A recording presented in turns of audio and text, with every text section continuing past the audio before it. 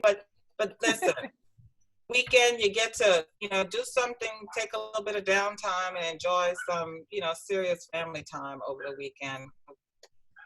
Do something exciting at home. Go out and do some gardening. What else? Jump rope. Play hopscotch with the children. What else can you do? I have girls, so I'm thinking all girly stuff. I don't have boys. Me and my son love to go for bike rides on the levee.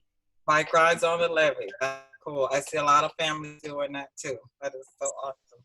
My kids created a quarantine Olympics. Quarantine Olympics. That's interesting. That's cool. Who's medaling so far? I'm winning. You so Benita. That's exciting. Show them. How old are those kids? You show those kids. Yeah, and they said, "Mom, you're so competitive." I said, "What am I supposed to do? Let y'all win?" No. Sure. Right. All right, we're gonna get started here. Any ahas this morning? Like something exciting happened? Let's just kind of like get some energy flowing. What's some ahas here? Steph, got something to say? All right. I had a client that I've had a listing for about 6 months. And initially when we priced it, and I told him it was priced too high, but no, they'll come, they'll make the offers. Anyway, it's been listed for 6 months. Actually, we let it expire and then relisted it. And I tried to get him to reduce then 3 months, into it. No. So yesterday, before I made the call, because it's coming up, he told me he wants me to list it, but I listed 3 months at a time. So when it's coming up for renewal this weekend. So I prepared my call and I looked for a script that had pricing and stuff like that, but I couldn't find one. So anyway, before I got on the call, I prepared a script and listed, things that I would say when he brought up certain things. So in the end, he finally agreed to reduce it. Oh, congratulations. Congratulations. That's awesome. Yes. So my question to you is, anyone else, my question quickly, like, what are you going to do differently this time than, what are you going to do this time? What are you going to do differently as you've done in the past? I'm asking it that way. Well, listing your properties. Well, listing the property for sure. I'm going to go through the marketing strategy, because one of the things that I planned to do was contact all the top agents in that area just to make sure, to see if they had any buyers for it. But that's something I'm going to actively be doing. And I read that in one of the scripts that I had practiced. So I'm going to implement that. And now that I have it, I think priced better, closer to where we need to be, I think we'll get more looks. And the thing about it is this property does not have a sign. He didn't want any open houses. He didn't want a broker tour open house. So it's almost like a secret listing, but people are still finding it, because he called me 2 weeks ago and told me people were looking at the house and wanted to know if it was listed on realtors.com. I said, of course it is. So it's, people are finding it. And I understood why he didn't want to have everybody walking through the house. It was priced at $475. We're going to be reducing it to $449.9, and he just didn't want any and everybody looky-loos coming through. So I understood that, and the people that are looking in that price range for that type of property are going to find it. And it is a fabulous property. It has a beautiful waterfront, and he created a balcony up at top. So it's a really nice property. Renovation was done. He was planning to keep it for himself, so top-notch renovation. Cool. Awesome. That's my commercial for today at Winchester Park, 6010 Winchester Park. Awesome. Go Steph. Woo-hoo. Thank you. Anyone else got an aha from it this morning? What is this morning? All right, we're gonna get started, and got Katie, my gorgeous Katie on the line. I'm just gonna put this disclaimer out there to begin with. Doing these Zoom training classes, I am a little bit intimidated with the virtual world and doing all of this, like linking this and sharing this video and sharing this page and blah, blah, blah. But I just decided within the past 5 days in my mind that I am going to go full force, full throttle with this digital virtual world. I'm gonna take it small. I'm gonna start it like a little small pea in the pod, but I'm just gonna go for the gusto and turn into a giant with this, because this is the new world. This is the new normal, and this is it's the now normal. And so we've got to get on the bandwagon, get going with it, start small, and just grow each and every day. So with that being said, I'm going to go into my video. I'm going to see if I can share it. Mine looks a little different this morning. I can't even find my buttons to mute myself. You got it. All right. Can y'all see the screen? Can We you see see the presentation? Yeah, can we you see the. blow Okay. it up a little bit? Do what? Make it a little bit bigger. We can see it though. I can see it. All right. Okay. Is that better? That's good. Okay. All right. So we're just gonna start here. So today's session is the elemental session dealing with the buyer's presentation. So we're gonna start with the process of doing a buyer's consultation. Some people call it presentation. I call it consultation, you know, potato. It doesn't matter. But for some people might want to say, well, it's not a presentation. It's more like a consultation visit. So now everything, we're going to take this and we're going to try to shift all of this into the virtual world. So first and foremost, let me just put these other disclaimers out there. The do not call list.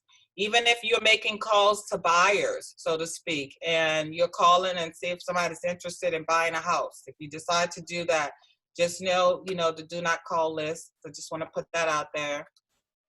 You've seen this video before, time and time again. Let me see if I can switch it to the other side here. There we go. You've seen this video time and time again about making your calls every day, smile and dial, making your contacts. Did anybody do 40 contacts yesterday? 10 added contacts, 10 conversations, 10 handwritten notes, and previewing homes. Even if you just sat down on your computer and you did it virtually and just made calls to people who are agents who have properties on virtual tour right now. Anybody get 40 in yesterday? That's okay. That's okay. We're still at it. We're still working at it. I did 40 contacts, but I didn't do it like that. I just had like conversations with other realtors from other firms. Mm-hmm. I just went into the MLS and looked at all the pending listings in a certain zip code. Mm-hmm. And then I sent those agents an email saying, I know your property is currently under contract, but, this is an uncertain time. So if your deal falls through, give me a call. Yes. And that just gave me an opportunity to reach out to people I don't know. Yes. Introduce myself, and I got a lot of responses back from them. Yes. Awesome. Cool beans. Did anybody, thank you for sharing, Benita. Did anybody go into their database and you actually doing those contacts? You making contact with people every day. You're just reaching out, even if you're doing your care call and you're just reaching out to them, just checking in to see how they're doing. And while you're on the phone with them, having those just a quick conversation to see, of course, using common sense. If they're in a grieving state of mind, of course, just don't take it any further. Just stop there with the care call. But if it can roll over into real estate, then make it happen. So during this particular time, I know that a lot of agents are really honing in on social media and really just every day intentionally trying to master that social media and make contacts through social media. Anybody there with me? That's what I'm doing these days, making contact with through social media. Even people that I don't know, people that know me what I'm doing now is people that know me, if I post something out there on social media, I'm observing. I kind of like stalk the social media. It's like kind of like a stalker, but just checking to see if they respond to me. I look and see who respond. And if it's a new person that has responded to something that I posted, and I want to connect with them. So I'll just add them, you know, have them to connect with me, social media, send them a message through Messenger, right? Hi, you know, da da da. So yesterday, I have an aha, because yesterday I was like really delving into my KW command system and KW command and Facebook, and I went into my settings in Facebook, and I have it set up now. Like in Facebook, if somebody connects with me on Facebook, it instantly sends them a message, right, with my signature on it. And so that has been pretty good, because that I start small, and then when you start to connect with them, you have to continue to follow up with them to start to build rapport, right? So you just don't like go in forcefully and just get everything you need all at once, but just take it in portions and just start connecting with them. And as they get more comfortable with you, they're going to start connecting with you more. Okay. All right. So this morning, these are some terms here, and I don't know if you guys seen this or heard this and listening to the different lab coat agents or the MAPS coach mastermind individuals that are out there doing a lot of training. Have you seen or heard the term AA? Do you know what that, well, there it is, but have you heard that, AA? So these are the words that are going forth now. AA means accept and adapt. So for all of us, we have to accept what is reality right now and learn to adapt to it. All right. AAA means attitude, action, and accountability. So for now, we've got to get our attitudes right. We got to get our actions in order, and we have to start being more accountable, more now than ever before. So everything that we do at this point, every action, every step that we make matters, right? So if you get up 1 minute late or 2 minutes late, it matters. It really does matter. So somebody might say, oh, that's not that big of a deal. It really is a big deal, because your attitude matters right now. So in the shift book, we're just going to go through these pages real quick, and you don't have to open up the shift book. That's why I just put it out there. Does someone want to read that for me? I just kind of paraphrased it a little bit. Well, I didn't rewrite it. Some of it is plagiarized, but that's okay. We just want to get the point across. Shift book, page 23. Does someone want to read that for me? I will. When a shift occurs, confusion follows. What once worked is no longer working, and you may not know why. Don't panic. Keep fear at bay. All right. So right now, all of this stuff that we're learning, all these different people coming at us, and you need to learn this, we need to do that, you got to do this, you got to shift this way, you got to pivot that way, you got to get your mindset, you got to be on target. It is very confusing, on top of the fact that we have to work from home now. That is very confusing. So another thing too, and what's out there is that what they're saying, the MAPS coach agents and lab coat agents are saying, is that really your plan of action, if you had one, if you're winging it, if you were winging it prior to pre-COVID action, you're not gonna be able to wing it anymore. Seriously, you better get what James Shaw said. You better get your shift SHIFT together, right? Because you're not gonna be able to wing it anymore. So the reality is that if you don't have your shift together, you might not be a good player. You probably won't be a good player in this game moving forward. Does that make sense? Hello. All right, page 24. Someone want to read? I'll read it. Thank you.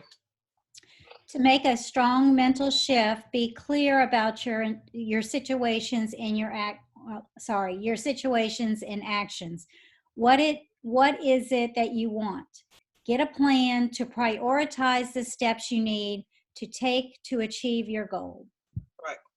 So you need you gotta have a strong countenance to make this shift.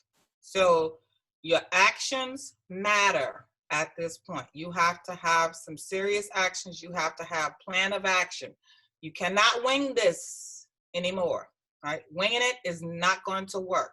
So my question is, this is not a rhetorical question. It is a question that's open on the floor. What is it that you want? What do you want? What do you want, Miss Ramona? What do you want? Well, I want to be a top producing agent, and to do that, with taking this class, although I had heard it before, but now it's really come into play for me. Lead generate. That's the only way I'm going to be a successful agent. And not that I hadn't necessarily taken real estate as a part-time, but I was having to do it part-time because I did have a sort of a full-time job and a couple of situations, life situations. But in order to be a successful agent, lead generate. And that's something that has been brought into real, I hate to keep using this word, but focus for me. And the ways to do that, because I talk to people all the time. I work part-time at Macy's or full-time at Macy's. So I talk to people all the time. And whenever I can, I slip in, I talk to them about my real estate. I give them my card, but I've got pockets. I've got cards in my pocket. So, hey, call me. And I've even had that conversation a few months ago. I had a really good kind of, I call it a mama conversation with a young man that had come into town. He was from here. And I'm in Baton Rouge, for those of you guys who don't know, I'm in Baton Rouge. But he had come here for a wedding. But he was from here, but he works out of town. And I said, well, where do you stay, when you come home from he's on an oil rig. And I said, well, where do you stay? And he said, well, I have an apartment. Oh, my God, I got up on my soapbox. I was like, dude, you're just giving somebody your money you out there working for. Why are you doing it? Well, because I don't. And I said, oh, no. And I gave him my card and I said, call me because you are literally giving away your money. You out there working your butt off and just throwing your money out like, hey. So I hadn't heard from him, but I hope that I made a good impression on him. And when he starts to think, or maybe if he hears it from somebody else, that he will give me a call. I didn't get his number though. That's something else that I've seen. I don't collect information. I give out information, and I need to get better at collecting. Yeah, for sure. Yeah. Hey, Kim. Hey, Kathy. Hey, Kathy. Hey, do you mind if I add something on to what Ramona said? I read something really cool, and it was a big aha for me, because a lot of times I do not have cards with me. I may have run out, but in the shift book, Gary Keller said he purposely does not carry cards with him. Now, back in the day when that book was written, he said he would pull out his notebook and pen and say, I'm sorry, I don't have any cards, but do you mind if I go ahead and get your name and number? And he would write it down. Well, now that we have our cell phones, you just pop it up and go, oh gosh, I don't have any, but do you mind if I go ahead and get your name and number and I'll send you a card? That was such a big aha. I'm like, dang, why didn't I think of that? Yes, That's a really good point, Kathy. What I do is I keep a picture of my business card in my phone. That's right. And I say, oh, I ran out of cards, but if you give me your number, I can text you my card. And that accomplishes two things in my mind. Right. One is every time somebody gives me a business card, I lose it. Right. But if I have it in my phone, so I've started taking scanned pictures of other people's business cards, and then I give it back to them and say, I'm going to lose this, but I have it in my phone, and I show them, I've saved it in my phone. Mm-hmm. Awesome. That's a good idea too. Yep, love the conversation. Yeah, I'm sorry. Those are big ahas for me because it's just what you guys said. It didn't even occur to me. And I usually will have my phone, it'll be in the other pocket. I got cards in one pocket and phone in the other pocket. So yes. Yeah. Smart. Serena. She must be on mute. Up here. Okay. What is it? Serena, one last person. Serena, what is it that you want? What do you want? Well, I want to be a top producing agent as well, and basically just help people, find and buy and sell homes. Like, I want to help out. I want to teach people basically, teach them about real estate and investing and stuff like that. Sorry, I'm shy. So Gary Keller in the Shift book says, in order to, to make that happen, you have to have a plan to prioritize the steps you need to take to achieve your goal. So if you've gone through Ignite, right, then basically Nicole and Deidre have talked to you guys about the Action 411 action plan, right, where you have to have a plan of action. You have to know very detailed and methodically what you're going to do at this moment in time, this month, this day, this time, this minute, right? And that takes a lot of energy, that takes a lot of mental strain, and that takes a lot of perseverance to sit down and actually develop a plan.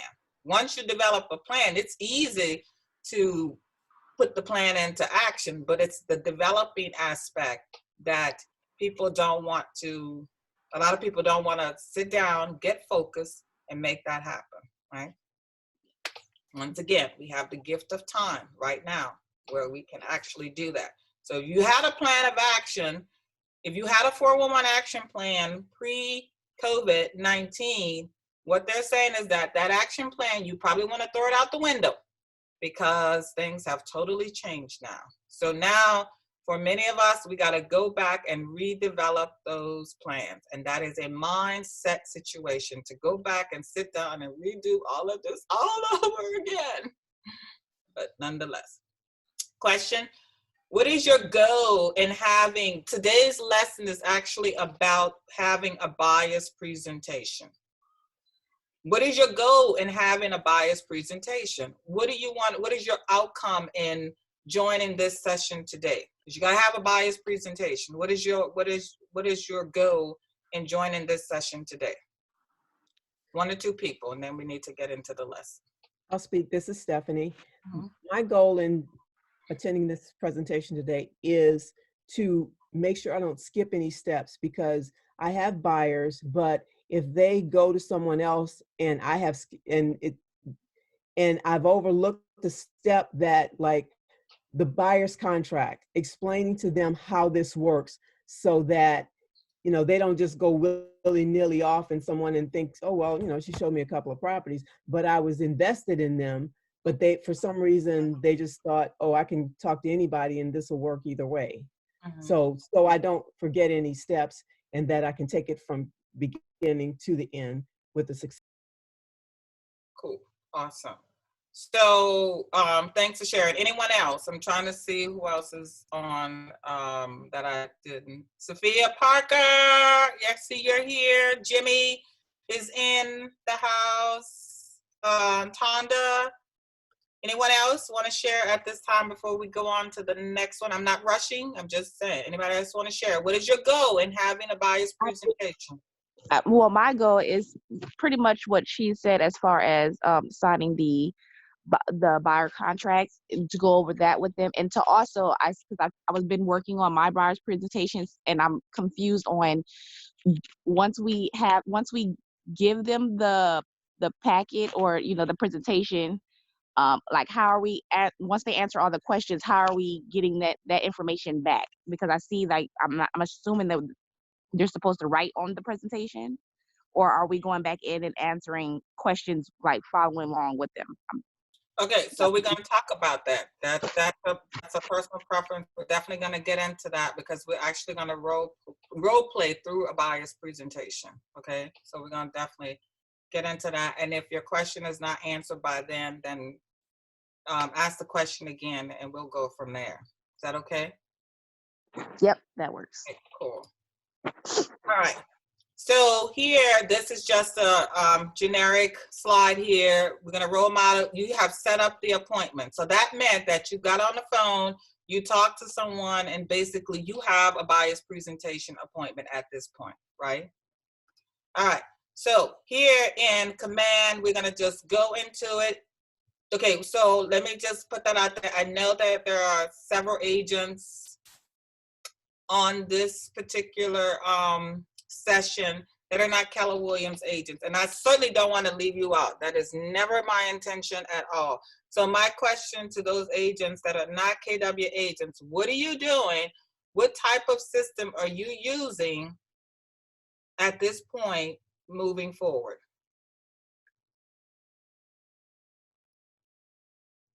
Is there a system that you're using? I don't understand the question. I'm sorry. Okay, so what we're getting ready to do is we're getting ready to dive into, we're gonna watch a KW Command presentation on how to go into KW Command and create a design, just about a 6-7 minute video there. So for those agents that are not Keller Williams agents, you don't have access to the KW Command system. So my question is, what are you doing to connect with your clients to create a presentation for them? What system or tool are you using at this point?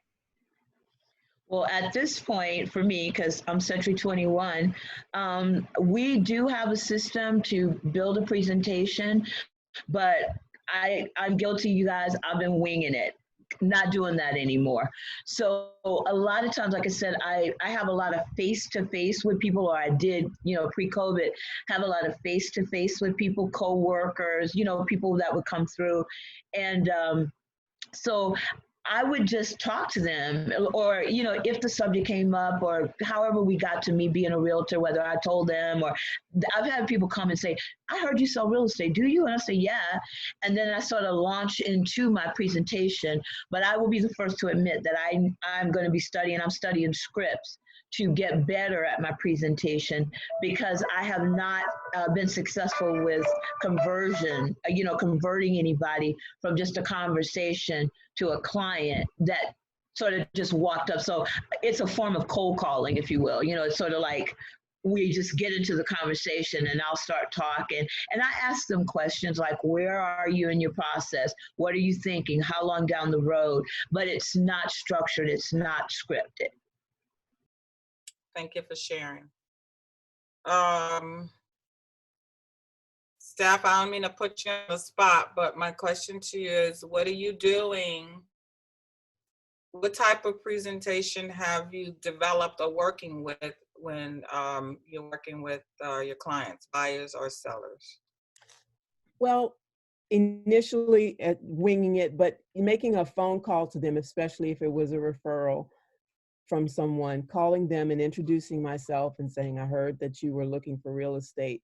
Can I ask you where you are in the process? Have you spoken with the lender to get pre-qualified? That's usually my first question. But I've learned that consultation sheet that I've heard about, I think Tanish, another one of the presenters made reference to the buyer questionnaire. So in order to not, again, skip any steps and make sure everybody understands how this process works, I'm going to start using the buyer questionnaire so that I can ask everybody the same questions and make sure everybody understands the process. But I usually go through and ask them where they are, have they talked to a lender, kind of explain, give them a bit of my history, and then, a little bit about how the process works and see where they are in the process. Awesome. Awesome. All right, so this next lesson, thank you, Stephanie, for sharing. I appreciate that. This next slide here, of course, we've seen this many times, but the part that we're gonna focus on once again is making the buyer presentation. And of course, we're not doing listings today, but we're focusing on making a buyer presentation, having a buyer's presentation, and going forward there. So that's our focus there. We're going to role model. We're going to go through and do a buyer's presentation. We're going to work.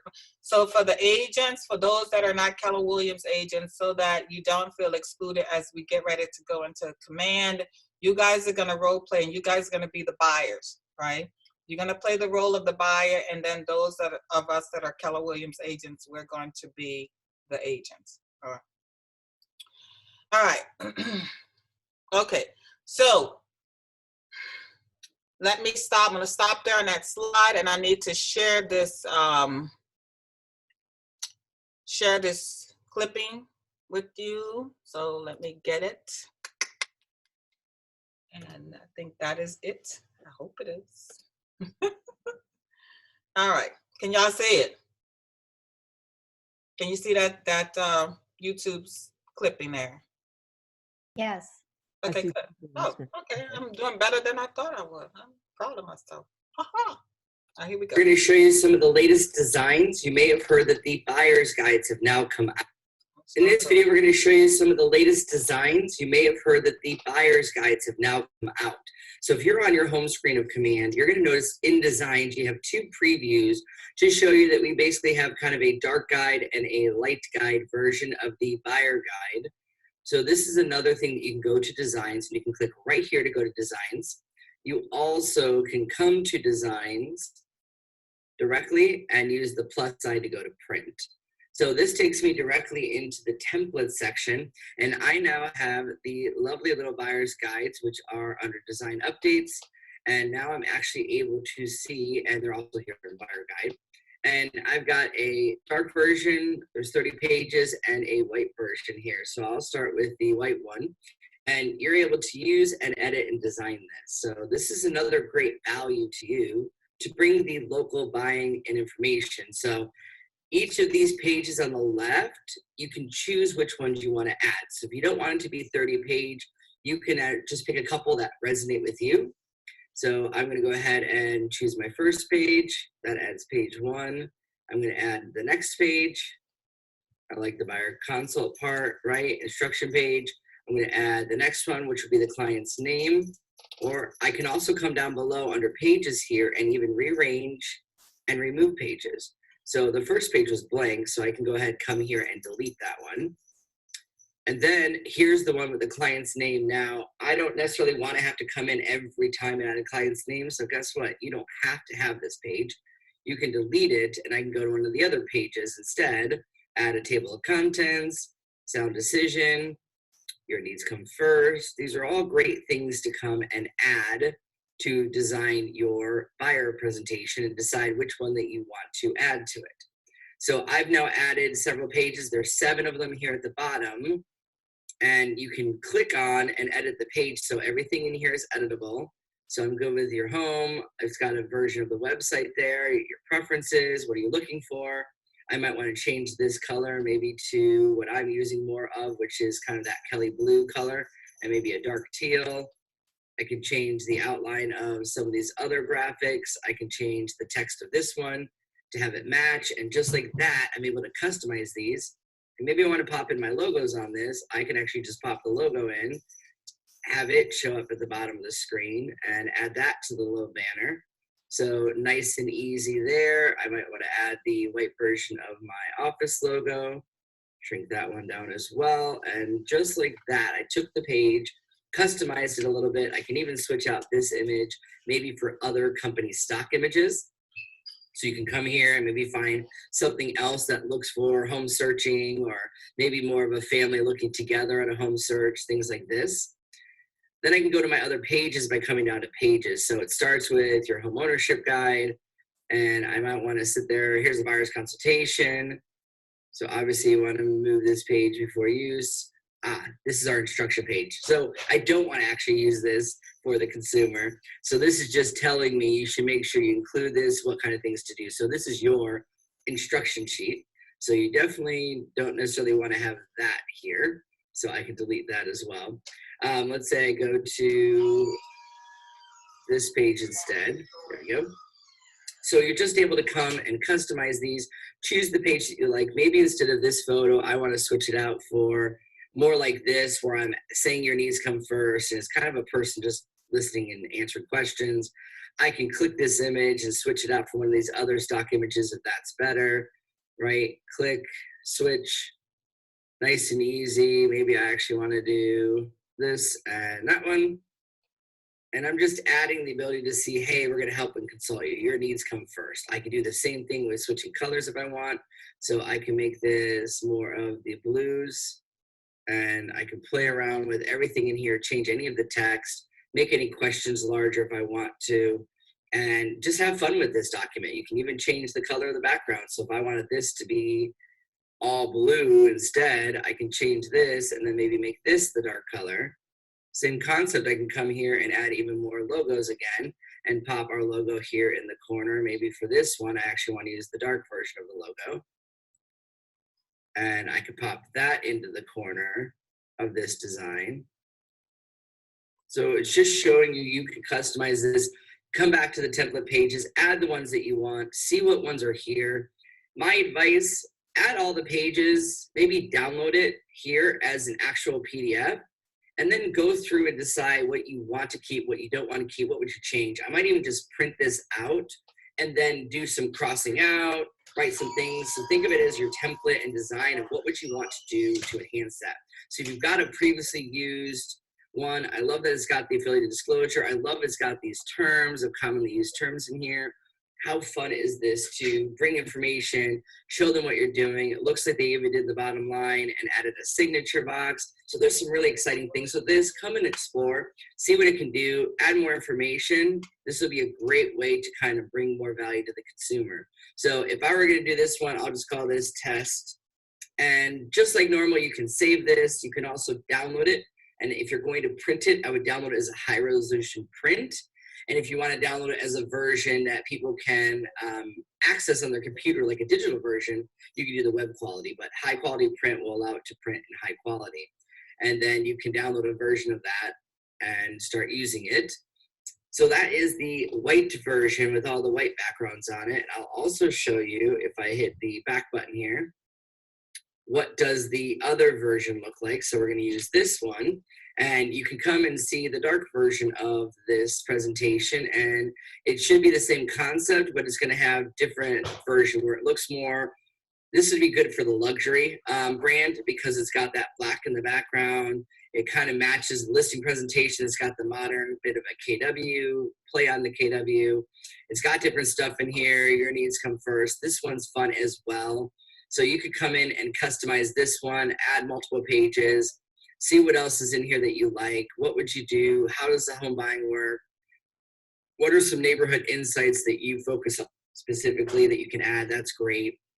And then just how the buying process works, financing, your stats, and all this different stuff. So you have two amazing opportunities to create a presentation, add your arranged buyer disclosure, whatever it is, into this document, and then you can create and add your pages down here at the bottom, and then rearrange them even if you want to put them in a different order.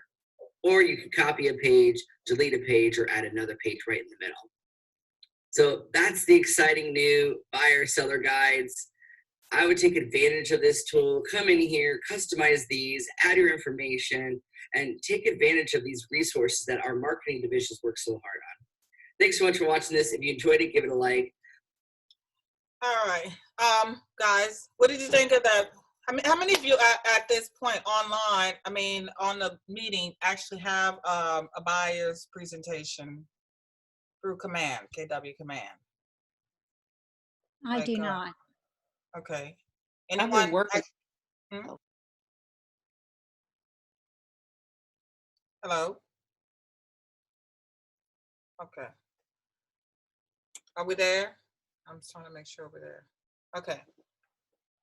What I'd like to do is take a minute, give me a minute. You can get your laptops or your desktops because we're actually going to do some hands-on activity with the buyer's presentation because it looks like the majority of the people on the meeting do not have a buyer's presentation. And actually, you know, I know watching the video, that 7-minute video, he was moving pretty fast. Actually, yesterday, I went ahead. I had a buyer's presentation prior to COVID, but the one that I have, it was not created through KW Command. It was actually through the old system, Market ED system that we use. And so since we're not using that one anymore, yesterday, it took me a minute, not longer than a minute, but it took me a while to create my buyer's presentation. Is it perfect now? It is not. But if I had to do a digital presentation with a client, I think it is suitable enough for me to get through the process with them and to do a virtual meeting buyer's presentation with them. So it is still a work in progress, but the hard part is over. Like right now, it's just me basically cleaning it up. So I'm gonna go into my command system and get that. get my presentation so you can take a look at it. In the meantime, if you can kind of get your laptop or your desktop, because we're not going to go through the whole thing, but we're going to start the process and get it going.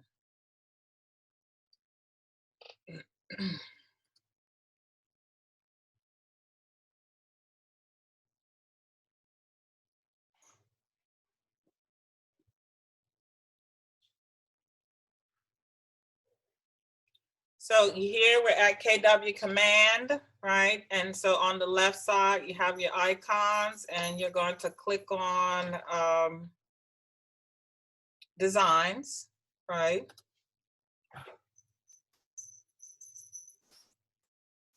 So if I was creating a new template strictly for my buyer's presentation, I would actually go down here to the bottom right-hand corner, click on the plus sign to create, to look for the design. So like you click on the plus sign and you're gonna click on print. Tell me if I'm going too fast, right? Then you hit the next button. So for those that are not KW agents, I think Katie, if Katie's still on the line, I think we pay about $36 a month for all of this marketing material that we use. And it's all through the KW command system. So it's all pre-populated. It's just a whole bunch of templates. And all we're doing is just modifying it to our specification with our own personal information. All right, on the left side here, you're gonna click on buyer, and then it's gonna pre-populate. So we have, like they said, like the guy said, we have 2 buyer presentation formats, designs that have already templates created. And then from that point, you just decide which one you wanna use. And like he was saying, the black one is more like if you're going to list like a luxury home. And this one is more just in the average size properties or average price properties. So I'm gonna go back and I wanna pull up my presentation. I already created it, so it's not right now. It is sitting in my design file. So I'm gonna just click on it very quickly. Please let me know if I'm going too fast. I'm trying not to.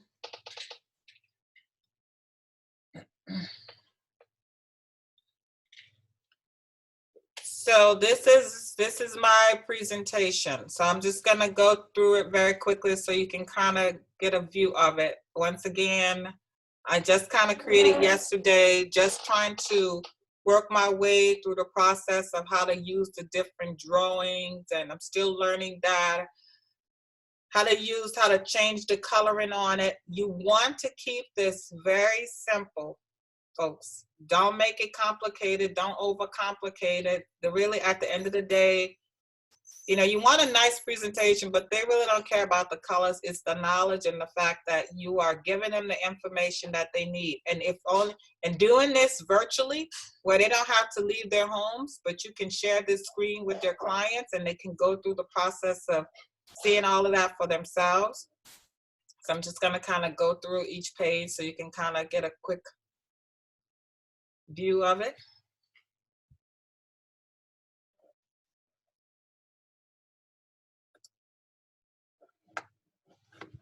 Let me see if I can. So basically, the second page is, let me go back. So the first page is just my basic contact information, just letting people know. I'm going to change those, but just letting folks know that they can connect with me via social media. I'm out there, Facebook, Twitter, Instagram. It has my email address. It's got my website. That website address is incorrect. It has my website address, my contact information, Keller Williams, just basic information there. Let me just say this, my presentation is about 13 pages. So I'm just gonna show you this very quickly and we're gonna go through it. And then the buyer consultation. So this page was already pre-populated for me, for us.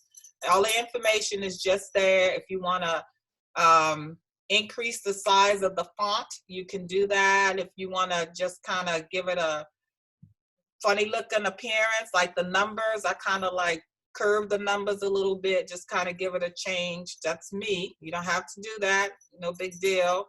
Buyer consultation, the Keller mortgage, just basic information. I included into my presentation a big why. So when I'm having conversations with my clients, my question is, my philosophy is everybody needs to have a big why. Why do you want to purchase a home? They're probably the most, they're probably going to say, oh, because I want to own a home. But that should not be the only reason why a person wants to buy a property. So you have this conversation. I have this conversation with clients because everybody's situation and circumstances are different.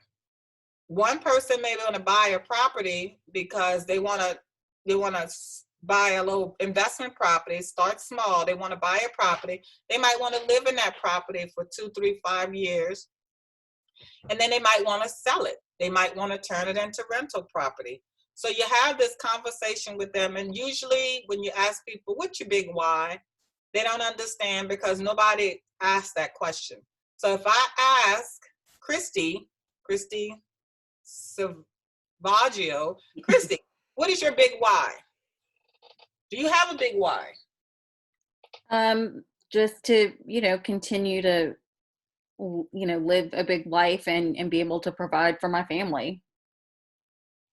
What are you going to do with all that money that you make from selling all these houses and making all of this money? What do you want to do with all of that money that you're going to make? Be able to send my son to school. What kind of school? What kind of school? Like school could mean like, what kind of school? What kind of school are you talking about? Is it a school in France? Is it a school in Italy? Is it a school? And what kind of school are you talking about? Yeah, wow, I wasn't thinking France or Italy. I was thinking like Metairie or New Orleans, but okay.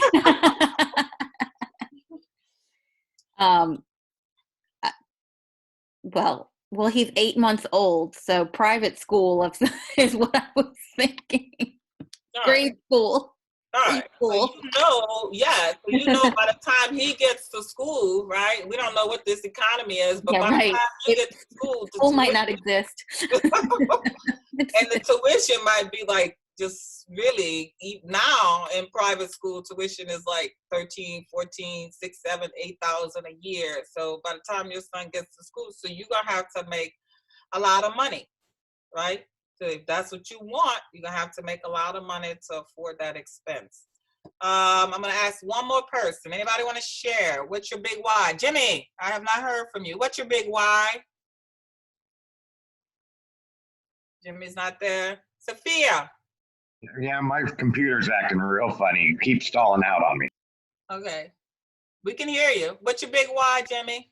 My big why has changed because of life situations have changed. So Deidre and I are working on that right now. Okay. All right. One more person. Benita, what's your big why? Tonda? I had to get it off of mute. My mom is my big why. Everything that I do surrounds my willingness to create a better life for her. So that's my big why. Mm-hmm. Awesome. So if you can see why I asked the question, because when I'm in presentation or when I'm in consultation with buyers, it's a form of it breaks the monotony. It relaxes them. It's what is that? I'm breaking the ice with them. I'm breaking the ice with them, and I'm getting them very relaxed. And they get to laugh. They get to be at ease. They get to feel comfortable in their presentation. So it opens up conversational pieces there. Anyone else want to share before I go to the next screen? All right. Also, what I included in my presentation is I included the credit score range. All I did was just pulled it from my previous package presentation, just copied it and dropped it into this new presentation that I have. So for now, the credit score at one point, in order to qualify for a property, you had to have a credit score of about a 620. Sometimes a 580 would work, but the norm was a 620. And so people need to see basically what their credit score, look like. If you just kind of take a view at it and see what the credit score range. And what I would say is, really, to buy a house, you just need a credit score of in fair ratings to buy a house. But now I changed it and I just kind of modified it, COVID-19, and that's only temporary. You got to have a credit score of probably about a 680 now to purchase a property. So I put that screen in there so people can see, what the credit score looks like. Also, what I need to go back and do, I forgot, is also I add to, for my previous presentation, I have a link where they can go to annualcreditreport.com and they can get a free copy of their credit report. And sometimes they will want to do it right there on the spot. And I'm fine with that. It's like I tell them, as long as you're, okay with sharing that information, I'm fine, but you don't have to do it at this time. They're like, oh no, that's fine. And they'll go right into annualcreditreport.com, get their credit report. They may want to review it with you, take a look at it. We're not credit specialists, but you just have that conversation. Sometimes they want to do that because they feel comfortable in doing that with their agent. All right, I have to clean this one up a little bit. Let me drop down. I got to clean it up a little bit, but for me, the home buying process is, I changed it from what was in the table of contents and what was in the actual template. But for me, the home buying process, really, it's about finding an agent, getting pre-approved, going through the process, right? Signing a purchase agreement, doing your home inspection, doing an appraisal after closing. And then after the closing, I put in my presentation too, after the closing, you want to make sure that your clients get the locks changed. They get some type of security system installed, whether it's, the alarm system or cameras. You want to make sure that they get that to protect their property. You let them know before they even start going out and buying things to decorate the house, please be certain to get an alarm system installed, because you never know who's watching and waiting for that day for you to move in. And then also, you want to be certain to remind them after the closing to make sure that they file for their homestead exemption, okay? So you do that, and then also you follow up with your clients after the closing, maybe like 2 weeks or so after the closing. You have to document it, and you can do that in your KW command system to take a note to remind them that you need to follow up with Mr. and Mrs. Jones to make sure that they file for their homestead exemption. Okay, so I put that in my presentation.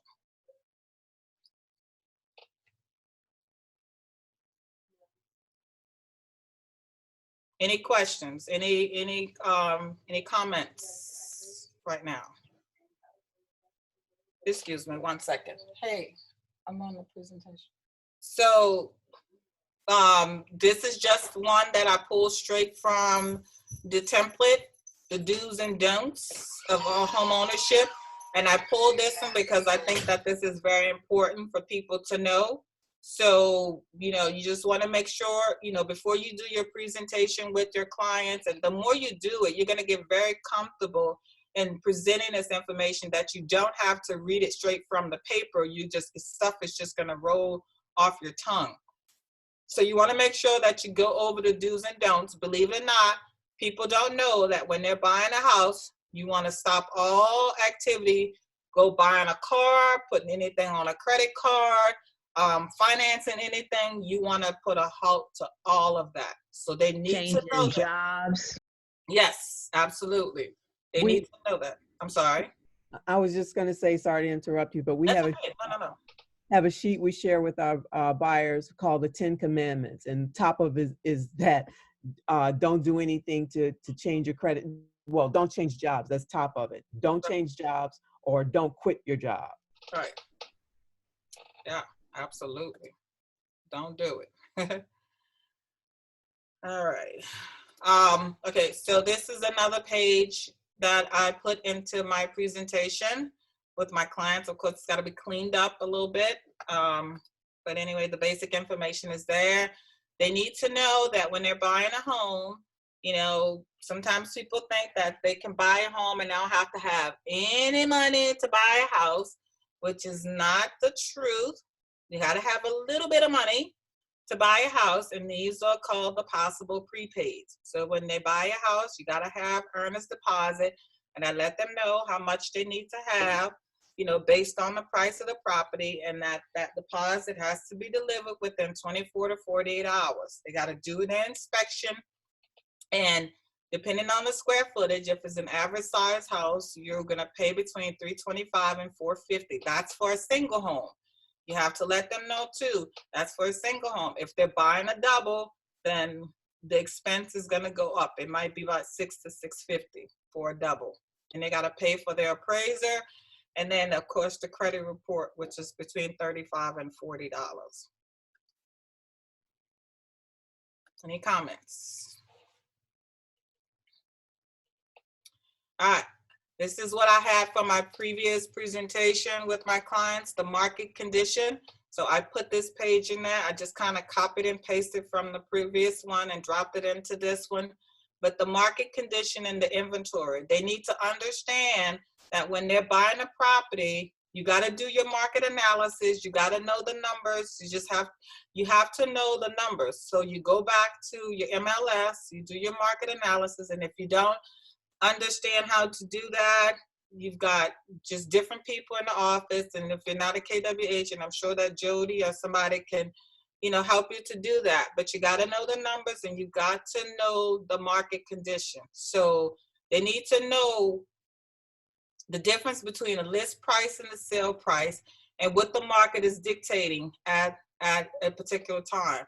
So if, for example, if a property is $150,000, then based on the market conditions and the inventory right now, they need to know what other properties they're competing with in the home buying process in whatever area they're interested in. But the average list price and sales price is like 97.6%, which means that if they're buying a house, you know, they can expect to come in with a price, an offer of about $146,000, $145,000, $146,000. If they're talking about offering somebody $130,000 house, $130,000 price on a $150,000 house, that number is not going to work. So it's just really, you have to be upfront and let them know upfront. You have to be bold enough and comfortable enough to let them know that number is not going to work. All right. So you have to make it clear. So then also in that, you talk about your down payment money, the closing cost money. So in my presentation, I explained to them the difference between down payment and closing costs, because a lot of times they don't understand those two terms. What is this? Let's see, what is this one? All right, so this one is just commonly used terms that I just kind of pull straight from the template there. So I just kind of pull that one and drop that one into it. This one, same thing, the second page, commonly used terms. And I went ahead and pulled that so they can understand the different terms. And I don't know, in your presentation, because my presentation normally takes like about an hour. I'm trying to drop it down. I can't go less than an hour because I have to make certain that they do understand everything, and I give them time to, you know, share their thoughts, have comments, and ask questions. It's very, very friendly atmosphere. I just want them to feel comfortable, stop and ask questions at any time. That's what I basically say. So my presentations are usually about an hour.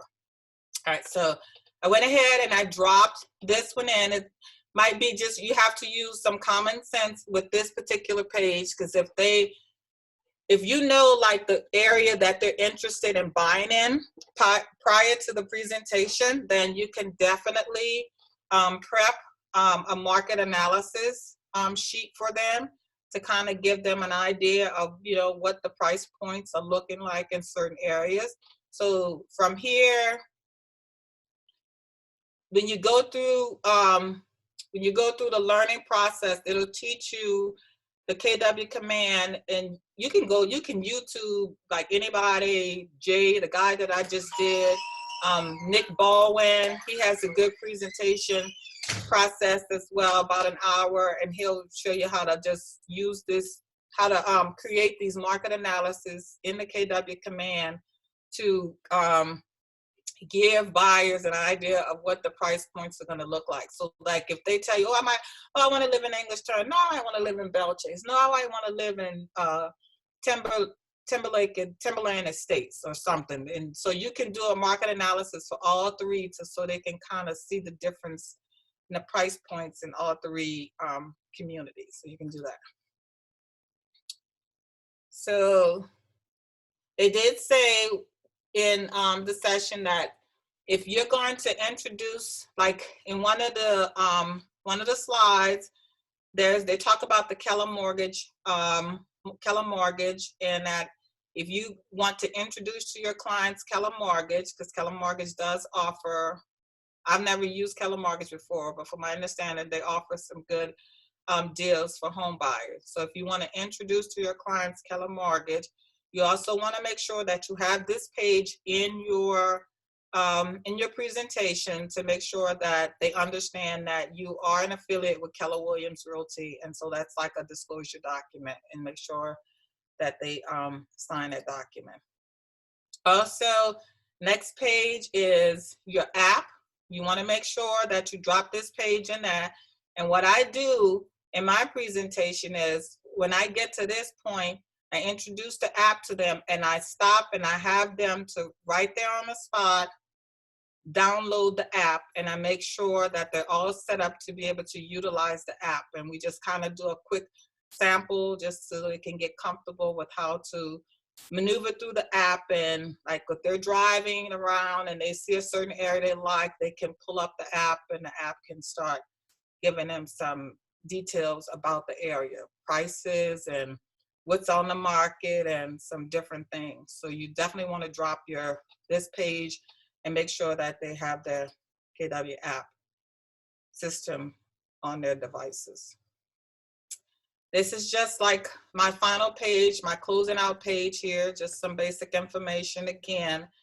Then on the last page, you want to do your call to action, which means that at the end of your presentation, you want to make sure, and I'm going to drop this into my page too, but make sure you do your call to action.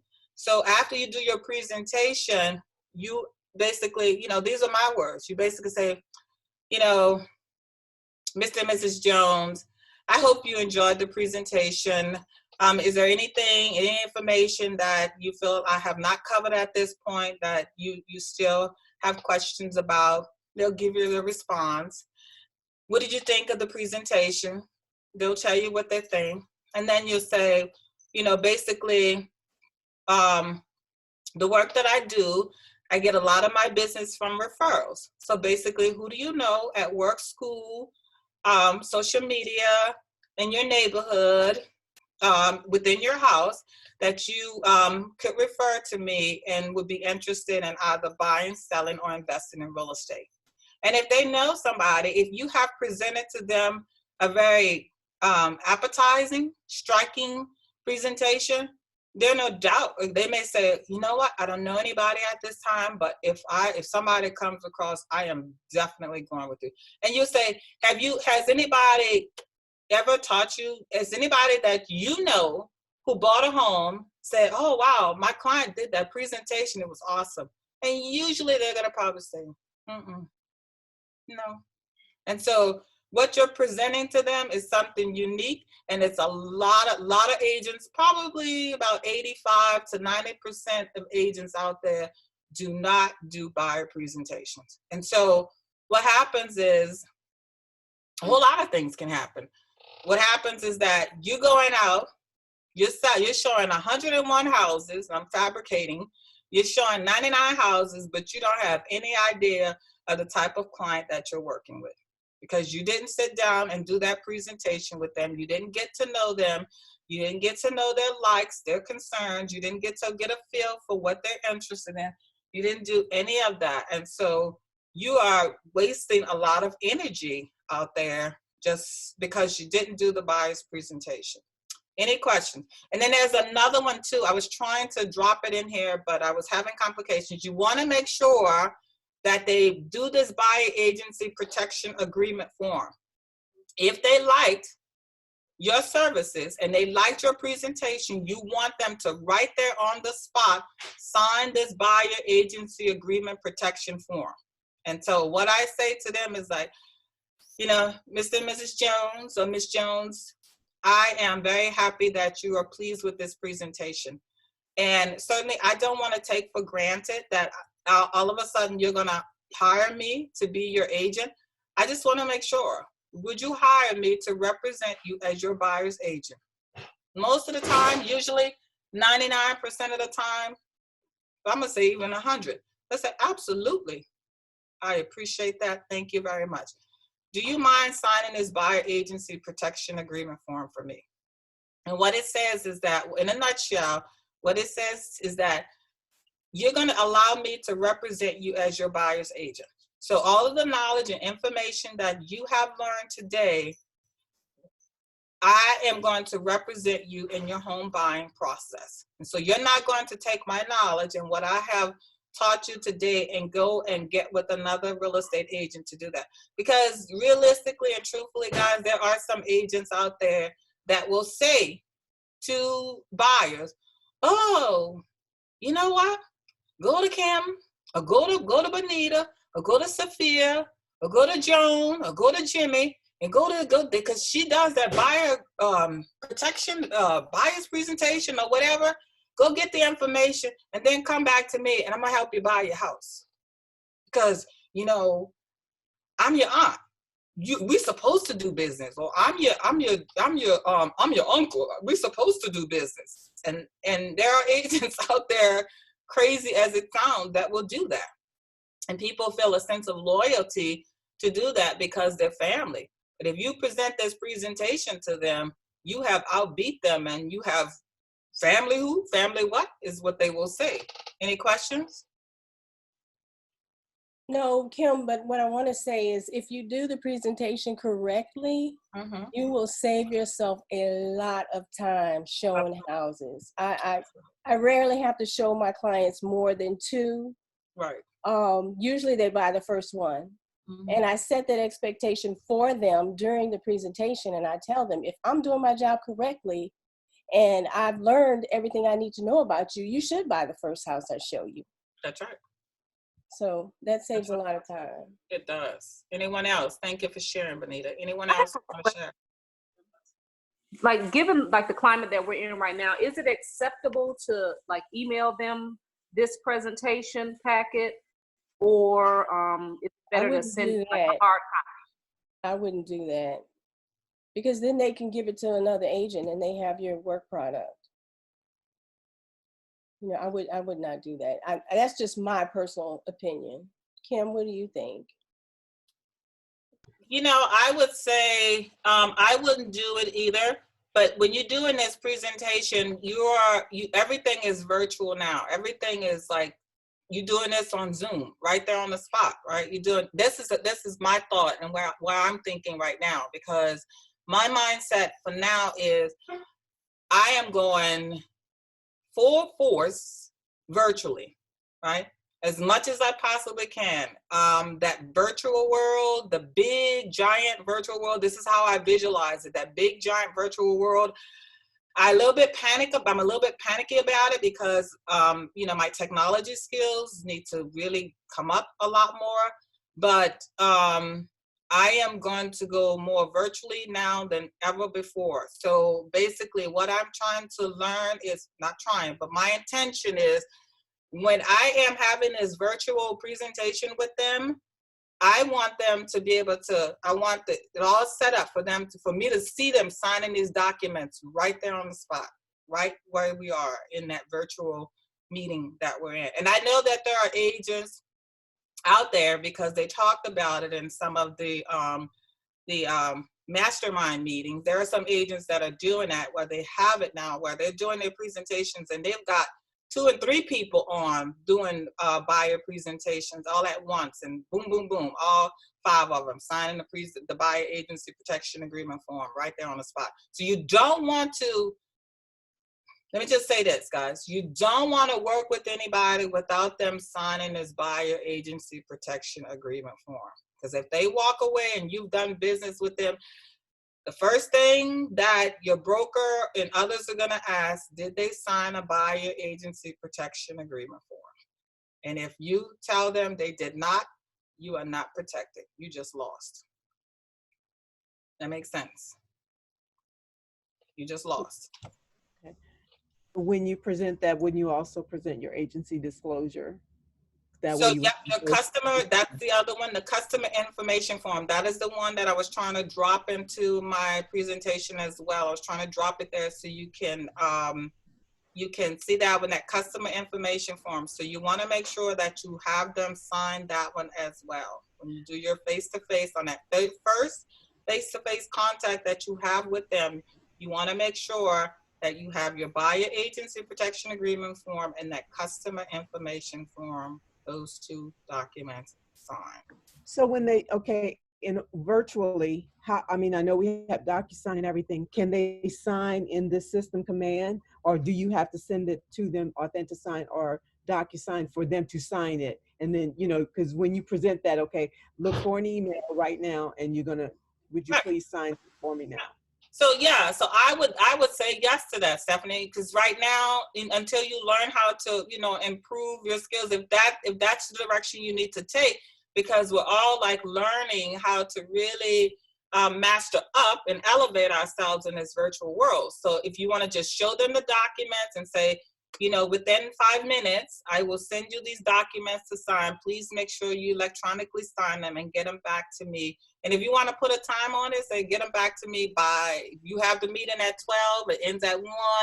You say get it back to me by 1:45. Is that okay? Yeah, sure, no problem. Yeah.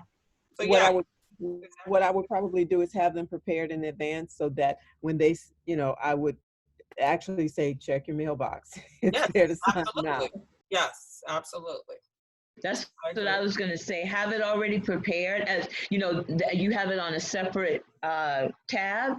And as soon as you finish, hey, check your email and have them sign it right then. Yeah. We just have to, like you said, though, we just have to get smooth with the technology so we can kind of just add it in and flow with it. But we're going to have to work it out and see how that particular system will work. Yeah. So, yeah. And don't fear, like I know some agents, you know, have done presentations time and time again. Benita and I think Joan is on the line. They have done that, and this is no big deal. But for people that are new and are just trying to transition into this, don't fear this. You're gonna make your mistakes when you do your first presentation. Just relax, right? And the more you do it, the easier it becomes, and the smoother the conversational piece becomes. Like it looks like a lot of slides here, but realistically, you could get through all of these slides in like 30 minutes, 40 minutes if the client doesn't have any questions. And what I tell my clients is that, you don't need to take notes, because somebody might pull out a pen and a paper and want to start writing. No, you don't need to take any notes. This is all I need you to do is listen.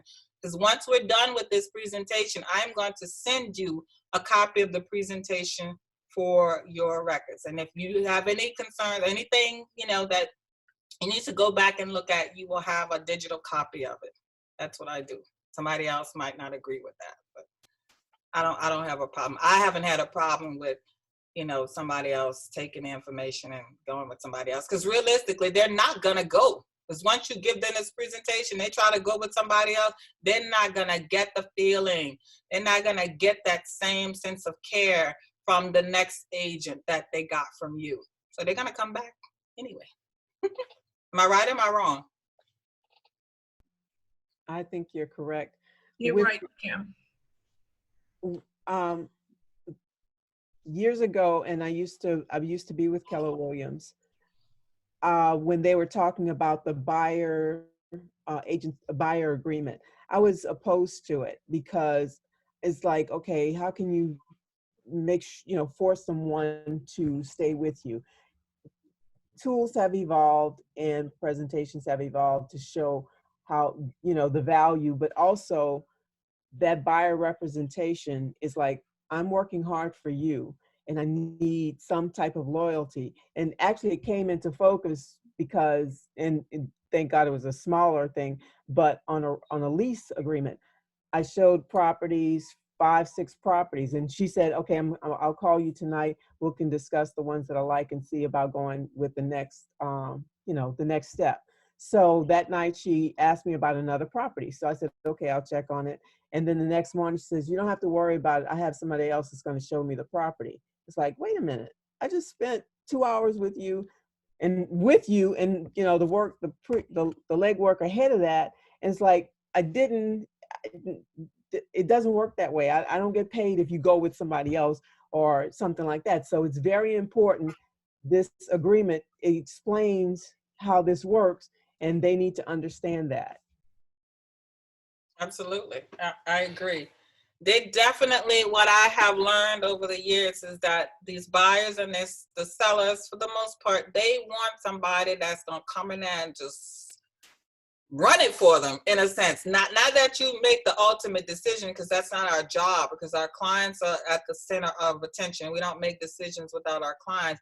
But they really are looking for people that are just going to come in and just like do this for them. Like, they want somebody who's going to take charge and run the course for them. That's what they're really looking for. Any other comments? Thank you for sharing, Stephanie. Any other comments? I'm going to go back, and what I want to do is, prior to their meeting and having that presentation, there's a VIP form that I'm going to go and find. I know I had it pulled up. Let me see if I can pull it up, because you want to make sure you do this have this document too. So let me see if I can get it. Oh, here we are. There it is right there. Okay, cool. I'm getting better at this stuff day by day, y'all. I'm proud of myself. Woohoo! All right. So this is the VIP questionnaire form. Has anyone ever seen this form? I know Benita has, Joan probably has, but others that are out there. So prior to you going into the presentation with your clients, you want to make sure that they complete this VIP questionnaire. And so, what I do is put mine on a clipboard. That's pre-COVID. So now what I'm going to do is have this in the presentation as well. And of course, I'm going to know their name. If they have a spouse, if the spouse is not on the call, you want to invite the spouse too, if he can join in. And if the spouse is at work, you just find out if the spouse could zoom in, try to see if you can coordinate a time where they both can be in. And the good thing about, the virtual world is that they don't have to be at the same place at the same time. They just need to be able to connect wherever they are. I'm going to get that spouse information, get the mailing information. Why do you want to get all of this? Because this is the same information that you can take and drop it into your database, right? You want to get as much information as possible. How cool is it that their birthday, and on their birthday, you're able to send them a card or send them a message or do something special for them on their birthday, or even the spouse or even the children. How nice is that? How nice is that if you knew their wedding anniversary and you were able to tap into them on their wedding anniversary? How cool is that if you knew their favorite flower or their favorite restaurant, a holiday, or sport? You drop all that information into your database. And the more information you have, the more the database can actually be able to feed and nurture your client based on the information that you have. So that's why I guess it clicked. I mean, I know that the KW Command database, I know of it, but COVID-19 and me being at home and starting to really get the full effect of it, it truly is a one-stop shop.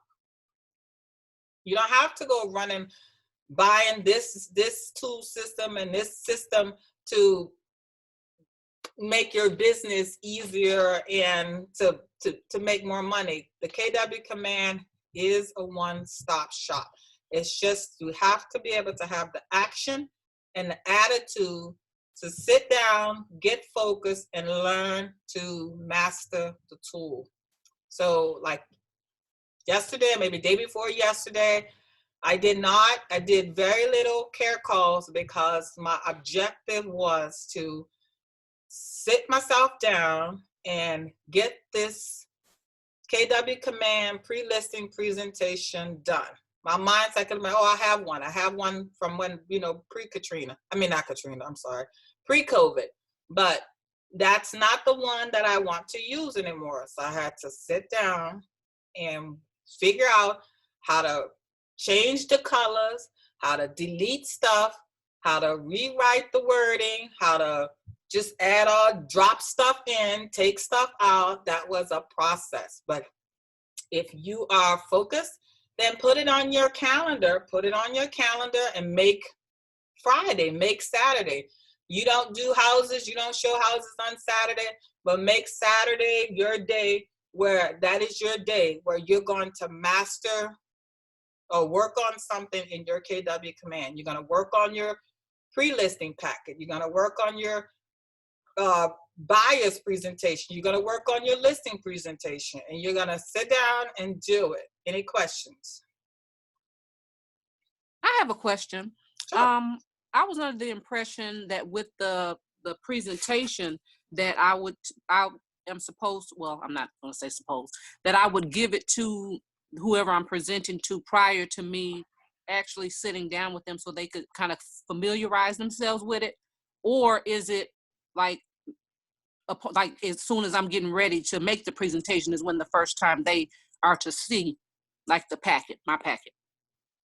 So my question to you is, because I want to make sure that I'm answering your question, what presentation are you talking about? The pre-listing, the listing, or the buyers? Which one? The buyers.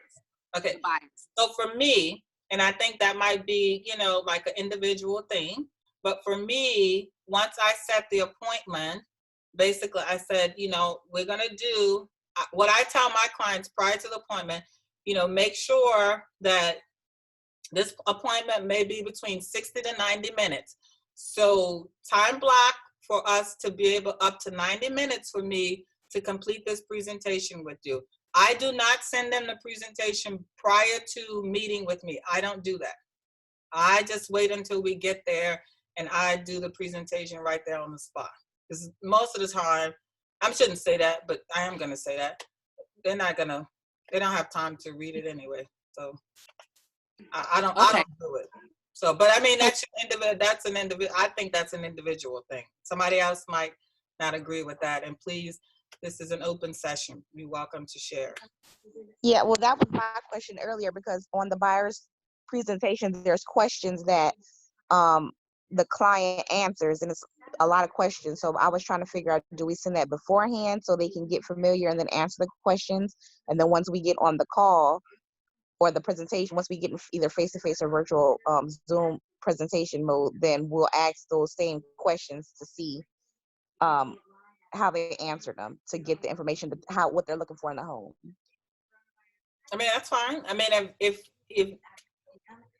you're comfortable, if that's what you want to do, then, see how it works out for you. I would say see how it works out for you. If you're finding after, you do it many times that it's just, you find that they're not responding or, they're not working it out anyway, do a red light, green light with it, and see what happens. That's what I would say. Stop it and then just try something else and see if that works better. But I've just found that I just don't do it, but that doesn't mean that it's right. Mm-hmm. It looks like maybe some of the sheets you would present to them prior to, like this, the questionnaire here about birthdays and all of that, and maybe their preferences for a house, but the presentation, you wouldn't drop that to them until you actually got to it, because as you said, they may take it and shop it with another agent or give it to that Uncle Sam or Uncle Joe that says, go get the buyer presentation from Kim and then come back and let me sell you your house, you know, or let work with you to get the house. So I think there are sheets in it that they need to complete prior to, but your presentation is when, you know, right there when you're in front of them. Yeah.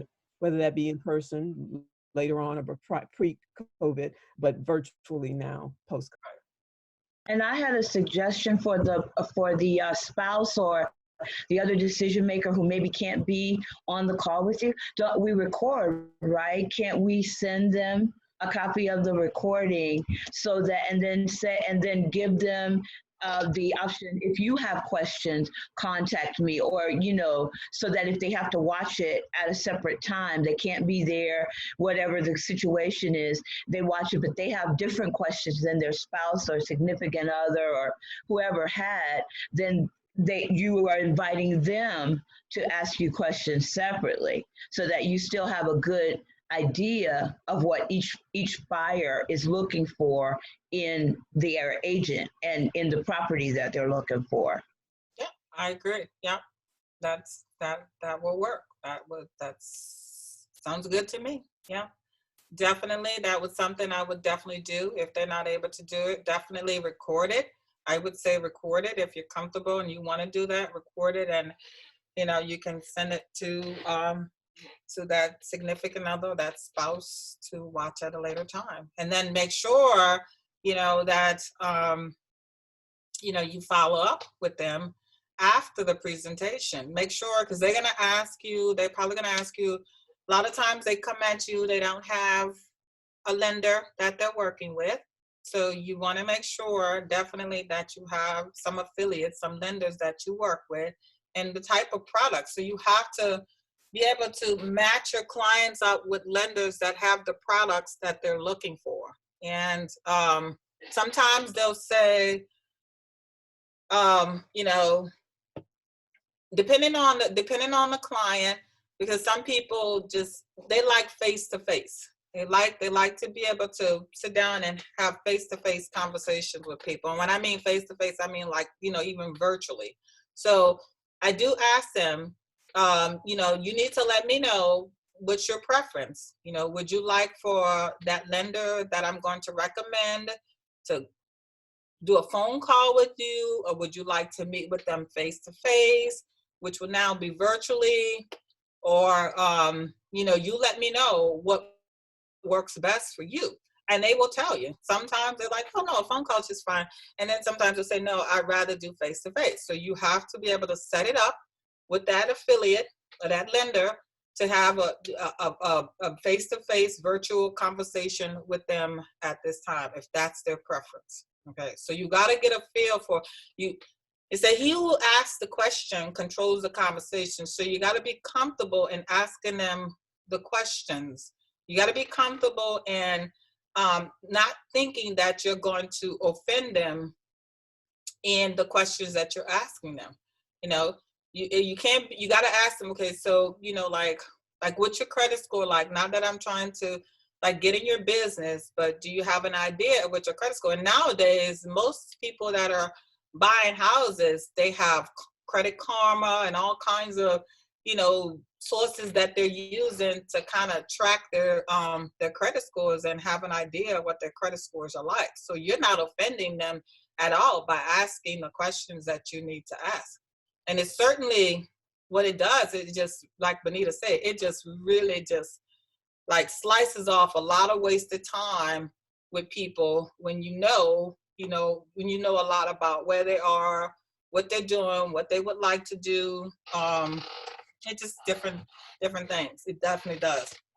Because, you know, right now we just don't have time to waste. Not more now than ever before. We just don't have time to waste. And so it's just, you just need to be able to, this presentation, the purpose of these presentations is to take a lot of stuff and just really put it in one spot, bring it to the forefront from the very beginning so you know what you're doing and who you're working with. The only time I would just, you know, say this is off the cuff, it was just one client. And then also, if you feel like in your presentation, somebody that you are doing a presentation with, you sense that there's going to be some issues in working with that person or those individuals, you might want to say to yourself, this will not, you know, you have to be honest, this is not going to be a good fit for us.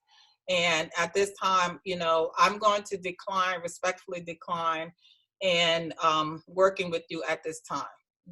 Very rarely, but there's just only one time that I worked with a client, and she was a basket case, and she was just nuts. And had I known that in the beginning, I would not have worked with her at all. But it just all came out like toward the end. And so, yep, so that was a lesson learned for me, that you have to be able to, you got to monitor and just really be in tune to the people that you're working with. And if you sense that it's not going to be a good fit, you don't have to take it, because guess what? Your presentation and how you present yourself to them, you're going to have business overflowing. If you take care of your business and put your actions in order, do what you need to do every day, you're lead generating, you're going to have people like exploding to share your name with others. So, any comments? I have a question, Kim. So just to be correct, this page is sent out prior to the consultation, correct? That way they can fill it out and then they email it or send it back to us? Yeah, so yeah, you can do it that way if you want to send it to them. I mean, that could be another point of contact, right? You could just say maybe like 2 days before, whatever works for you, 2 days before the presentation, before their appointment. Yeah, Mr. Joe, I'm going to send you this questionnaire form. You have them just, you know, digitally completed and send it back to you. And then, yeah, you can have the information prior to that. And that's a great way, once you Zoom in with them or connect with them, that's a great way to say, you know, oh, I'm so happy to see, you know, you have a birthday coming up in 4 days. You know, that gives them that feel like, wow, she actually knows that. And, you know, wow, it's so nice. You got 4 kids, you know, just when you start your presentation, well, yeah, your kids are, you know, you sit there and do your homework. Your kids are now 10, 12, and wow, you probably need about a 4-bedroom home, wouldn't you say? Blah, blah, blah. So it's a great way to have conversational pieces with your clients doing this. Yes. Okay. And where do we get this form? So this form was in the office. Katie, are you still there? Katie might have put us on mute. I'm here. I'm sorry. So Katie has these forms, and she can actually send them out to you guys, like this form. And there's another part to the form too that I need to figure out. But Katie can send these documents to you all, right, Katie? Because we talked about that before. Yeah, I'm looking in our drive right now to make sure that they're in there. Mm-hmm. Awesome. Mm-hmm. Any other questions? All right. Last thing is, I'm going to keep going. We didn't went through that. All right. We got here. So that's your buyer consultation. We did that. So let's just kind of role play. We're going to do a buyer consultation agreement. And for the those that are not KW agents, well, now I'm not going to even say that. But we're going to role play. I don't have to be the agent. Somebody else can be the agent. Benita, Joan, Tonda, anybody. Even if you don't feel comfortable, it's okay. Because we're all this is just practice. Just consider it practice. It doesn't matter. It's a mock session. So the purpose of it is to work your way through the process. Keep working on it. Keep practicing your scripts. You know, the more you do it, the more you get comfortable at it. So who wants to be a buyer? Who wants to be the agent? I'll be the buyer. This is Tonda. Okay. 5 seconds. Who wants to be the agent? 1, 2, 3, 4.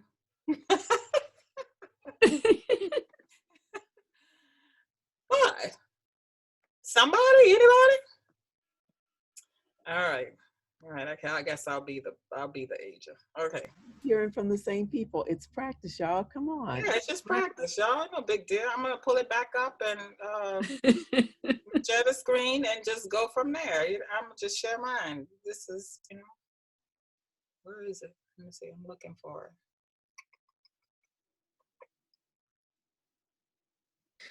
Do you have the scripts that you're going to place on that we can see them? I don't have the script. Katie but- emailed them. Yeah, I don't have it before me right now. So, because I was about to say I'll be the agent, but if I don't have the scripts in front of me, I'm not going to do it. Yeah, that's my problem. That's why I didn't volunteer, Kim. I had to flip off for an emergency call, and so I'm a little behind. I apologize. That's okay. What happened to my stuff? Okay, here we go. All right.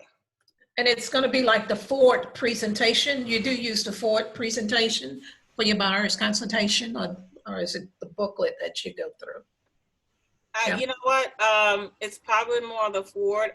When I do my presentation, I go straight from my presentation, my screen. So I don't have scripts that I actually use because I'm just going straight from the presentation that I present.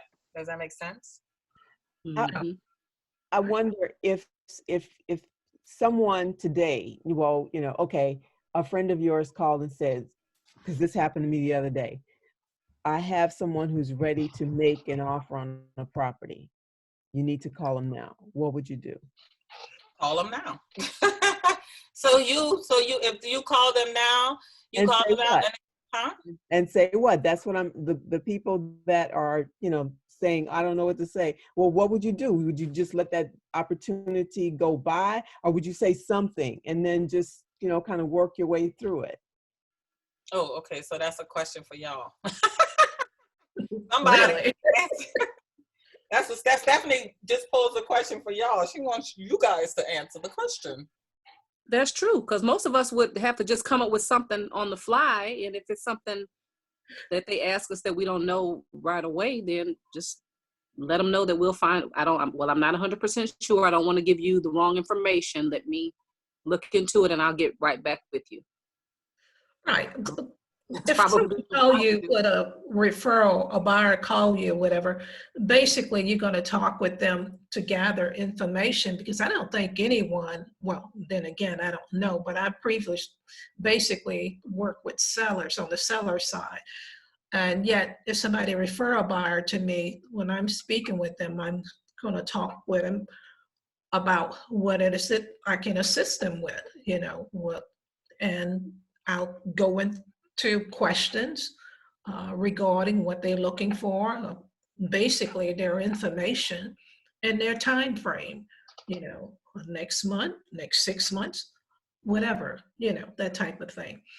And it happens. I'm gonna be honest, it happens. Sometimes someone will send a buyer to me, and that's what I would do. And so can you pretend Tanya is that situation right now? Say that again, please. Can you pretend that Tanya is that situation is right now? Is that, I don't have a problem with that, but I don't want to steer anyone, especially the new agents, in a direction that I'm used to. After being in the business 20 some more years, I may do it something a little more quicker than normal than anyone else may do, so. But that's a good opportunity for us to learn just different ways, and that's just me. I don't know. That's fine, Tanya. Let's do it. Let's see what I can do with that. Okay, right. So your scenario, Stephanie, was that I'm coming to her with a house that I've seen that I would like to purchase, or that's the situation that I had the other day. Yes. Okay. Who am I working with? I'm sorry, I can't see everybody on my screen. I'm Joan Harris. Oh, hey. Oh, okay. I know who. Okay. So ring. Tonda just called you, Joan. Okay. Hello, this is Joan. Hi, Joan. This is Tonda. I actually have found a house that I'm interested in, and I'd like to go ahead and try to move forward and make an offer on it. Well, hello, Tanya. And again, I'm Joan Harris. I'm with Keller Williams Realty, but I believe you know that. And Tanya, how did you find me? Well, actually, you sold a good friend of mine's house maybe a couple years ago, and they spoke very highly of you. So I decided to just give you a call. Well, great. Well, I appreciate that. And maybe later you'll tell me who that person was that referred you. But let's go ahead on and talk about what you're looking to accomplish. So you found a house. Tell me a little bit. Are you already qualified? Have you sought your mortgage representative? Do you have everything in place? Actually, no, but I know my credit score is pretty good. So I just feel like I should be able to get it at this point. I understand. Okay, well, I tell you what, why don't you just give me some information? Give me your name, you know, and I see I have your telephone number. Okay. And also give me the information regarding the property you're looking to purchase. Okay, well, my name is Tonda Bryant, and the property is located at 123 Main Street. I think they're asking like 200 for, but I'm not 100% sure. That was just what, I was kind of looking it up myself on the internet, and I came across that, so I'm not 100% sure. Okay. What they're asking. Okay. So have you visited the property already? Someone has shown it to you? No, I just was on the internet and I saw it on Zillow, and so I just decided to like glance at those pictures, but I haven't seen it in person just yet. I see. Well, Tanya, I really would like to set you up to speak with one of our representatives who handles mortgages and get you pre-qualified. I see the house you mentioned was 200. What was it again? 200,000. I think that's what they're asking for it, if I'm not mistaken. Okay. And this is the location you're looking for, et cetera, et cetera, et cetera? Perfect. It's not too far from my job. My kids can go to the neighborhood school. I really like it. Really? How many kids do you have? I have 2. 2 kids? Well, that's wonderful. Yeah, but what I would like to do, Tanya, and we can do this by Zoom. I mean, seeing that the things that are going on today in the world, that the whole world is on a standstill right now. I would like to put you in touch with a mortgage representative that you can speak with him directly regarding your financing, who you work for, how much income you make on an annual basis, and how much money you're looking to spend, and get you qualified. I mean, you may qualify for more house, or you may qualify a little less, but yet I don't want you to get your hopes built up, because buying a house is predicated on qualifying for that particular amount to spend.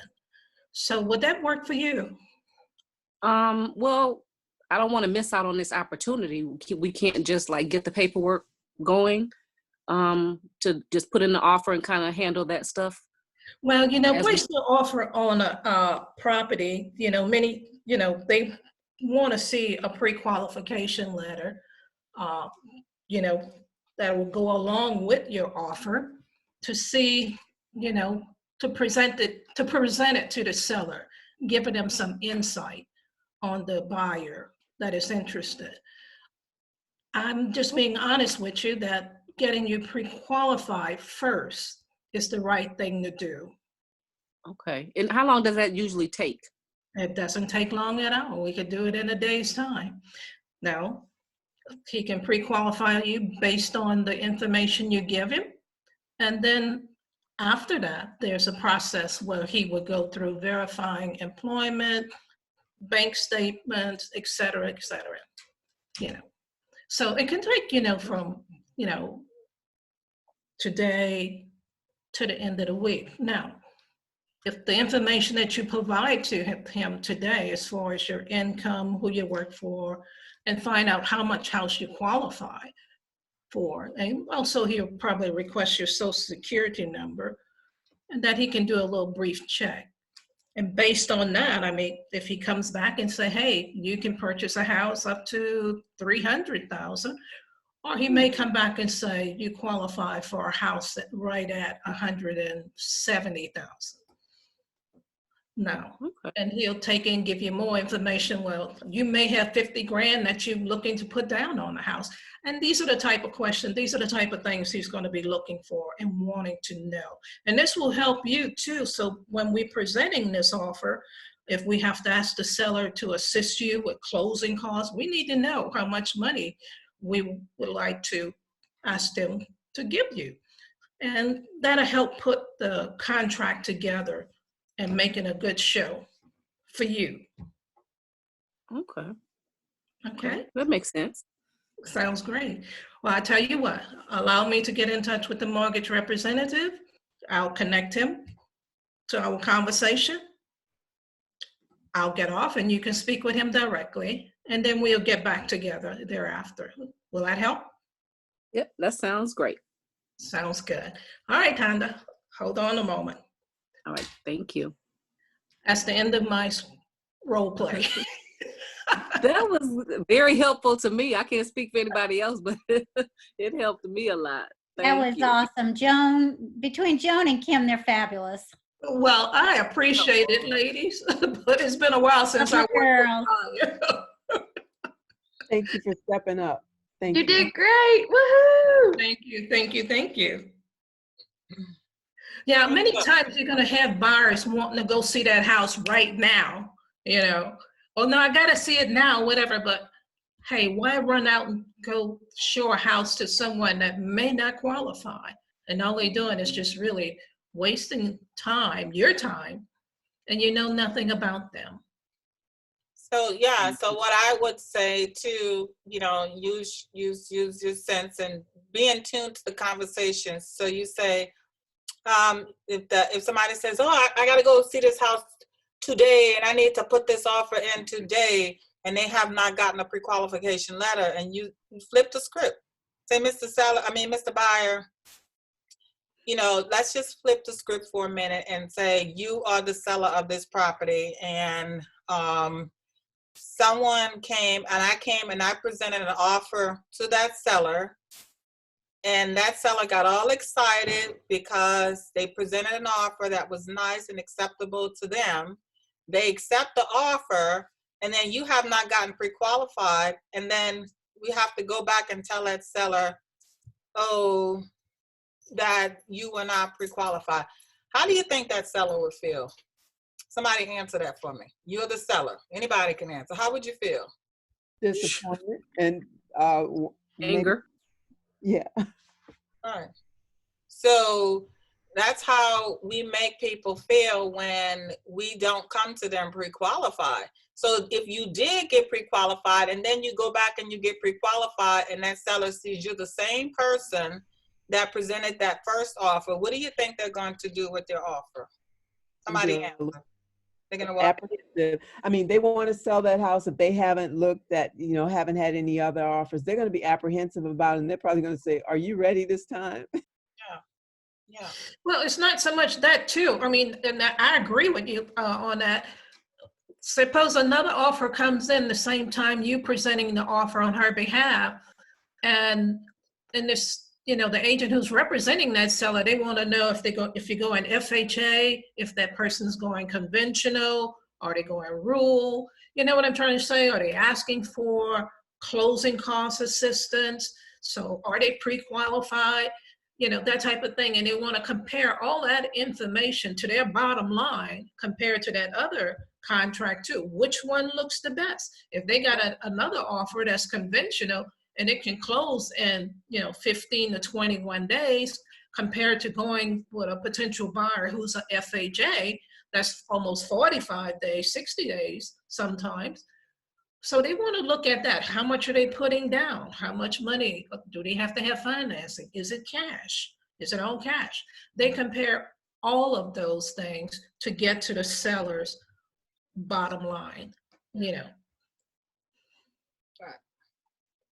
What I tell my buyers is, you know what? It really doesn't make sense for us to go look at the house first, because you don't know what you're qualified for. And what a pre-qualification does is basically it turns you into a cash buyer. Right. So that does one of two things. It gives you leverage, because if we go in this house and we look at it and you're already pre-approved, then you have leverage over the next person who hasn't been pre-approved, because my sellers, if I was a seller, I'm going to take the offer that comes with a pre-approval letter. But it also doesn't set you up for a letdown later, because if we go looking at $300,000 houses and you qualify for 200, no $200,000 house that I'll ever show you is going to measure up. And I don't want to set you up for that disappointment as well. I agree. That's right. And I agree with that. Mm-hmm. Yep, I agree. I completely agree with that. And adding on to that, you said, how would that make, I'm going to show you houses, and, this house is for $250,000, but you only got qualified for $150,000. I go show you that $250,000 house that you have instantly fallen in love with, and then you don't qualify for it. How would that make you feel? How would you feel about me as an agent? I just wasted your time. I just took you out and showed you this house. I got you all captivated by it, and now you can't qualify. That is going to affect you, wouldn't you say? I mean, you got to ask, you got to put it back on them, you know what I'm saying? So that, to make them think about the things and the actions that they're doing. So ask the questions and put it back on them. That's how I feel about it. Am I right or am I wrong? And it's just part of what you're doing as being a good agent, because if you started showing them properties, you've shown them 6 properties, and then that 6th property, oh, that's the one. You present the offer, and then, they don't qualify. It's like, okay, know that you're working with a qualified buyer. Right. That's right. Yeah. Well, ladies, it is 11:57. So the last little tidbit of information that I want to do that I was proud of myself of yesterday is that I created my testimonial in my KW command. So that is set. My testimonial is done. So with my testimonial, even when I am working with a buyer at the buyer's consultation, I still want them, from this point moving forward, I want them to evaluate me on my presentation, because I want to be able to use those testimonials for other purposes. So I created a testimonial in my KW command, and I have the link in my notes on my phone. So right before I close out, I just want to make sure I'm going to send you my link, and if they can do it right there on the spot before we even disconnect, I'm ecstatic about that. But I'm going to send you my link real quick. If you don't mind, click on this link and quickly leave a review for me. Would you mind doing that for me? Sure, absolutely. Just one click will take you straight to the link. Just a couple of words of your testimony, and then it'll come right back to me. Is that okay? Fine. And then, you want to do like a disclaimer or a document, just having them sign it to make sure that, the reviews that they share with you, they will allow you to share the reviews publicly. And that's. I really thought you were talking about sending it to us. Well, I mean, I could do that too, right? I could share. Yeah, that would be, that's a good way to, get that practice in. So thank you for that, Joan. I'm going to share my link for you guys to do your review of today's presentation. Hello? Yeah. And, I don't care what you say, because we're all like learning. We are in a learning-based industry, so we're all learning, and we all have room for improvement. So, you share what you need to share, and I appreciate the comments. Kim, what link are you sending? How do we get that feedback link? So right now, is that Sophia? Yes. Okay, so right now I have the link on my phone. So I am going to